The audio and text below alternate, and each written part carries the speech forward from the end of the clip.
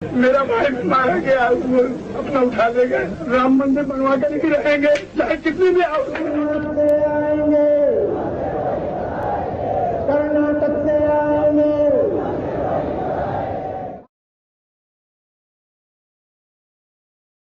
कोई भी हिंदू अपने समाज, अपने सभ्यता की परिकल्पना 3 नगरों के बिना नहीं कर सकता। काशी, अयोध्या, मथुरा। काशी साक्षात भगवान शिव की नगरी, आत्मज्ञान की नगरी काशी। अयोध्या नैतिकता और पराक्रम से प्रचुर प्रभु श्री राम की भूमि अयोध्या। मथुरा संपन्नता और आनंद से भरपूर भगवान श्री कृष्ण की भूमि मथुरा। हम जहाँ कहीं भी गए हमने ये 3 नगर जरूर बसाए। दक्षिण में कांचीपुरम काशी का ही स्वरूप है, मदुरई मथुरा का ही प्रतिरूप है। दक्षिण पूर्व एशिया थाईलैंड की राजधानी आज भी अयोध्या ही है। पहाड़ों पर आज भी एक काशी, एक अयोध्या है। ये अयोध्या हमें याद दिलाने के लिए है कि हमें हमेशा शौर्य की साधना करनी है। ये काशी हमें याद दिलाने के लिए है कि हमें हमेशा अपनी सभ्यता में ज्ञान की साधना करनी है। हम कभी नहीं भूले, लेकिन 800 साल तक जो हमारे साथ हुआ उसने हमारे ये तीनों नगर छीन लिए। हम लड़े और लड़ते रहे अपने राष्ट्र, अपनी सभ्यता के लिए। उम्मीद थी आजाद भारत साथ मिलकर ये तीनों नगर बसाएंगे। 70 साल तक अयोध्या छोड़ो, आजाद भारत अपने राष्ट्र में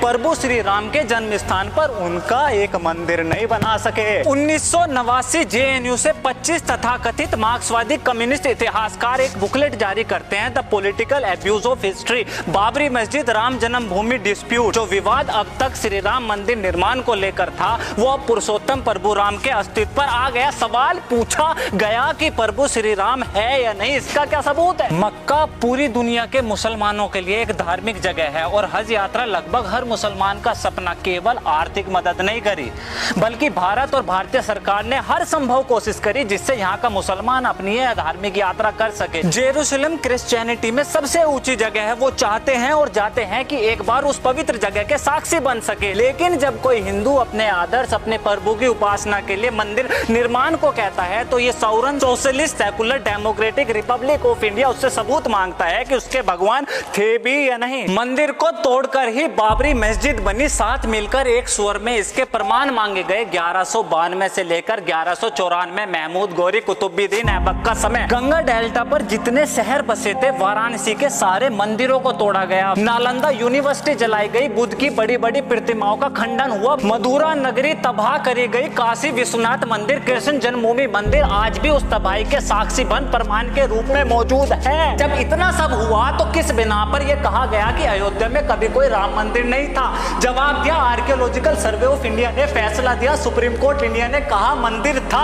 खास उसी जन्म स्थान पर जहां मार्क्सवादी कम्युनिस्ट इतिहासकार प्रभु श्री राम के अस्तित्व पर सवाल कर रहे थे। कन्फेस करा सबने, माफी मांगी, कोर्ट के सामने कबूला हम एक्सपर्ट नहीं है, कभी उस विवादित जगह नहीं गए, इस विषय के इतिहासकार नहीं है, आर्कियोलॉजी की समझ नहीं है। एक मीडिया थी उस समय जो ये सब दिखाने बताने की बजाय 1192 की घटना को हिंदुओं का बदला इस नाम को देकर भगवा को आतंकवाद का रूप दे रही थी। भूले नहीं थे हम, ना ही 800 साल की गुलामी, ना ही आजाद भारत का सेकुलर राष्ट्र के नाम पर इस देश के हिंदुओं के साथ ये बर्ताव। हमारी ये लड़ाई किसी विशेष वर्ग समुदाय से न थी न है। हमारा ये संघर्ष, ये बलिदान अपनी खोई हुई सभ्यता के पुनर्वास को लेकर है। आज प्रभु श्री राम का ये भव्य मंदिर निर्माण प्रतीक है, प्रमाण है उसी शौर्य की साधना, संघर्ष, करोड़ों लोगों की आस्था का। यह जीत है, जवाब है उन विभाजनकारी कम्युनिस्ट लिब्रांडो को जो हिंदुओं को सांप्रदायिक भगवे को आतंकवाद और जय श्री राम में इंटॉलरेंस देखता हो। सामान्य घटना नहीं है ये। सभी धर्मों की आस्था को संयोजने के बाद आजाद भारत में 73 साल बाद इस देश का बहुसंख्यक हिंदू